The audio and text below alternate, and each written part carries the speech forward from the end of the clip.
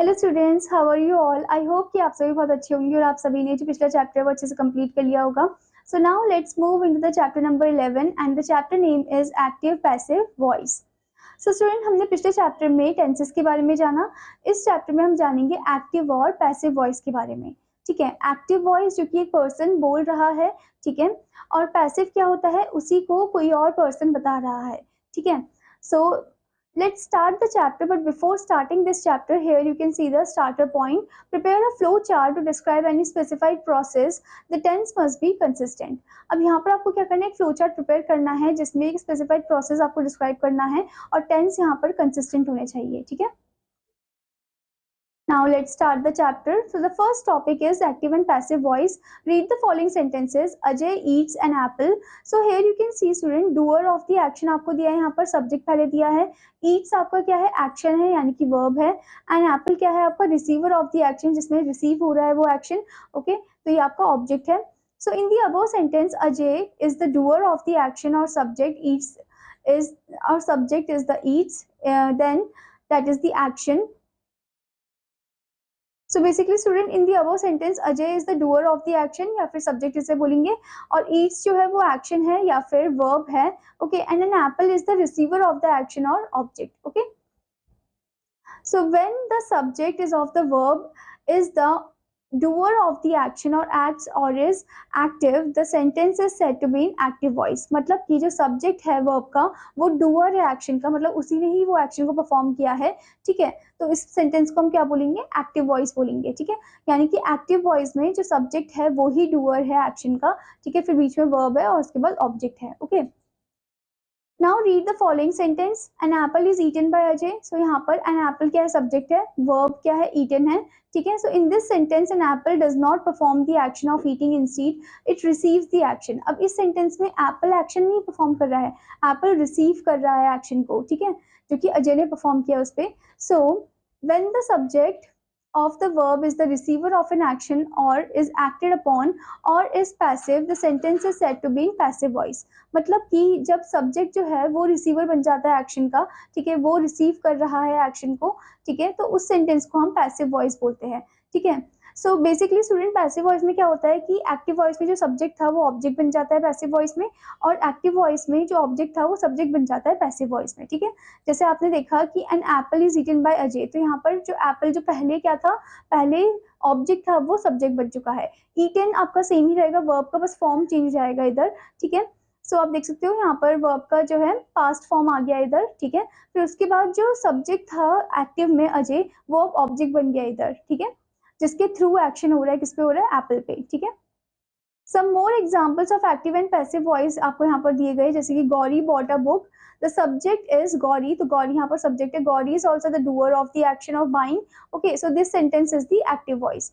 अब इसी को अगर हम उल्टा कर दें तो यहाँ पर अ बुक जो है वो सब्जेक्ट में आ जाएगा, book was bought by Gauri, और आप देख सकते हो बॉट से पहले वर्ज लगा है, पास्ट फॉर्म हो गया इधर। ठीक है, और बाय गौरी, गौरी जो है जो सब्जेक्ट है वो ऑब्जेक्ट हो गई है। So the subject is a book, the subject receive the action of buying, so this sentence is in the passive voice. Okay, now student, before moving further, here comes the self evaluation part. So this part is your homework one. Okay, now next is student simple present tense। Pankaj plays football, तो ये आपका क्या है, active voice है। ठीक है, अब इसका पैसिव बनाएंगे तो क्या हो जाएगा, football is played by Pankaj. ठीक है, तो यहाँ पर आपने देखा ध्यान से कि सिंपल प्रेजेंट टेंस जो है उसका जब हम पैसिव क्रिएट करेंगे तो उसमें क्या हो जाएगा, फुटबॉल तो हमने लिखा, फुटबॉल जो ऑब्जेक्ट था सब्जेक्ट बन चुका है, पर उसके बाद इज आएगा, यानी कि वर्ब का जो बीइंग फॉर्म है इज है वो आ जाएगा इधर, और प्लेस, प्लेस का हो जाएगा प्लेट, क्योंकि हम पास्ट में डिनोट कर रहे हैं, ईडी लगा देंगे। ठीक है, बाय पंकज यानी कि वो क्या होगा, आपका ऑब्जेक्ट हो जाएगा। ठीक है, next is the girls draw pictures, ये एक्टिव है तो इसका पैसिव हो जाएगा, pictures are drawn, pictures are drawn by the girls. Okay, तो यहाँ पर आप देख सकते हो pictures are drawn. Okay, are यहाँ पर लगा है, ड्रॉ, ड्रॉ का पास्ट फॉर्म हो गया, ड्रॉन हो गया है बाय द गर्ल्स। ओके, ये आपका पैसिव फॉर्म है। In simple present tense, simple present tense में एक्टिव वॉइस का रूल होता है the root form of the verb that is S और ई एस, और पैसिव वॉइस में ये हो जाता है is am are plus past participle form of the verb. Okay, now student, इसी से रिलेटेड आपको कुछ क्वेश्चन भी दिए गए which you have to complete. Okay, now let's talk about simple past tense. The girl ate an ice cream, ये आपका simple past tense में है, एक्टिव है ये, ठीक है, एक्टिव वॉइस है, तो इसका पैसिव हो जाएगा an ice cream was eaten by the girl. Okay, तो यहाँ पर आप देख सकते हो एन आइसक्रीम पहले आ गया जो सब्जेक्ट बन चुका है, वॉज ईटन मतलब एट का जो नेक्स्ट फॉर्म है, ठीक है, पास्ट फॉर्म में, वहां पर हम ये कंज्यूम कर लेंगे, यानी कि ये लिख देंगे, ठीक है। सो ईटन यहाँ पर हो जाएगा, और ईटन से पहले क्या है, वर्स हम यूज कर देंगे क्योंकि हम पास्ट में यूज करते हैं इसे, ठीक है। बाय द गर्ल, अब गर्ल यहाँ पर क्या हो गई है, ऑब्जेक्ट हो गई है, ठीक है। Next one, Ayush open the door. Okay, so यहाँ पर आप देख सकते हो ये एक्टिव है, आपका पास्ट में है, ये सिंपल पास्ट में, ठीक है। इसका पैसिव हो जाएगा, the door was open by Ayush. Okay, so the door जो है आपका क्या हो गया, यहाँ पर सब्जेक्ट हो गया, वाज ओपनड आपका क्या हो गया, इधर वाज आपका आ गया वर्ब फॉर्म में, ठीक है, एंड ईडी लग गया इधर पास्ट फॉर्म में, ओपन तो ओपन ही रहेगा, सेम ही फॉर्म, ठीक है। फिर आयुष यहाँ पर आपका ऑब्जेक्ट बन गया, ठीक है। So in the simple past tense हमने देखा एक्टिव वॉइस का रूल होता है past tense of the verb, और पैसिव वॉइस का रूल होता है was were plus past participle form of the verb, ठीक है। इससे रिलेटेड आपको एक्सरसाइज दी गई है which you have to complete. Okay students, now next is student simple future tense. Rajesh will draw a picture, ये सिंपल फ्यूचर में है, a picture will be drawn by Rajesh. Okay, so यहाँ पर आप देख सकते हो अ पिक्चर पहले आ गया, ठीक है, विल बी ड्रॉन, विल के साथ बी लग जाएगा और ड्रॉ का ड्रॉन हो जाएगा past form, okay, by Rajesh. Next one is Mona will sing a song, so इसका पैसिव हो जाएगा, song will be sung by Mona. Okay, so will be sung, song का संग हो गया, ठीक है। So in simple future tense active voice का rule है will shall plus root form of the verb, और पैसिव वॉइस का रूल है will shall plus be plus past participle form of the verb, ठीक है। इसी से रिलेटेड आपको कुछ क्वेश्चन दिए गए हैं जो कि आपको अच्छे से कंप्लीट करना है। Now next is student present continuous tense. So present continuous tense आप देख सकते हो, she is eating an apple, ठीक है, इसका पैसिव फॉर्म हो जाएगा an apple is being eaten by her. Okay, she का हर में हो जाएगा चेंज, शी नहीं लिखोगे आप, ठीक है। और यहाँ पर आप देख सकते हो इज बीइंग, पैसिव में आप देख सकते हो इसके बाद बीइंग लगा है और ईटिंग का ईटन हो गया है, ठीक है, यानी कि जो आईएनजी फॉर्म था कॉन्टिन्यूअस फॉर्म का, अब यहाँ पर वो पास्ट फॉर्म हो गया है, ठीक है। Next is he is watching a serial, a serial is a serial is being watched by him, ठीक है, ही के जगह हिम हो जाएगा, इज के बाद बीइंग आ जाएगा और वॉचिंग के जगह वॉच्ड हो जाएगा, ठीक है।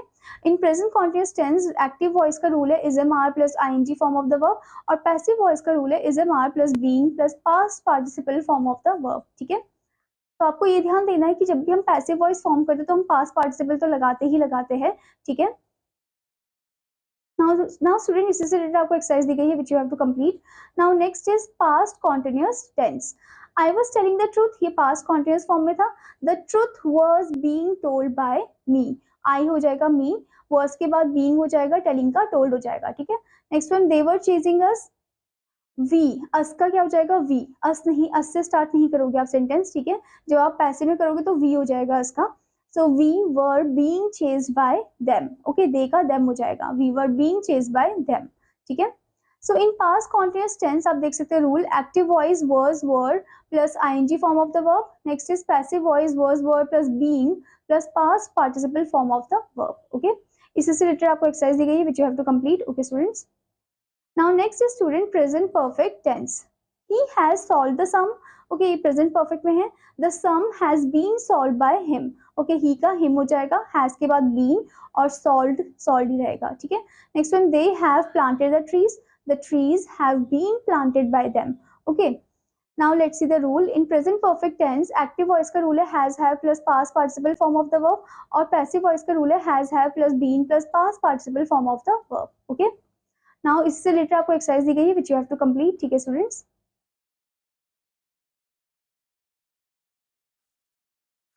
सो आई होप स्टूडेंट कि आपको ये चैप्टर अच्छे से समझ में आ गया होगा। So what you have to do, आपको इस चैप्टर को अच्छे से रीड करना है और एक्सरसाइजेस भी अच्छे से कंप्लीट करनी है। Now I will meet you in another class, student take care, bye bye.